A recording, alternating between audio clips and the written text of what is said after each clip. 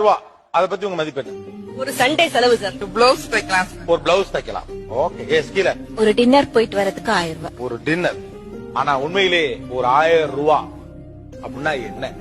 1000 ரூபாயின் அருமை என்னவென்று உங்கள் மனைவிகளுக்கு சொல்லுங்க. இந்த பணம் 1000 ரூபாய் சம்பாதிக்கிறதுக்கு 5000 தேங்காய் விக்கணும். 5000 தேங்காய் விக்கணும். அந்த லாபத்தை எடுத்து 5000 தேங்காய் வித்தா தான் அதுல ஒரு 1000 ரூபாய் கிடைக்கும். இதான் கேக்குறேன். 8 ஹவர் நம்ம மிஷின்ல நின்னு வேலை செய்யற அந்த ஒரு நாள் கூலி தான் சார் அந்த 1000 ரூபாய்.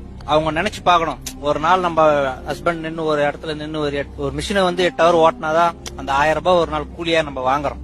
அவங்க அதை நினைச்சு நம்ம ஃபீல் பண்ணி சொன்னா அந்த 1000 ரூபாய் செலவு பண்ணதை யோசிக்க ஆரம்பிச்சிடும். ஓகே. வேற 1000 ரூபாயின் அருமை.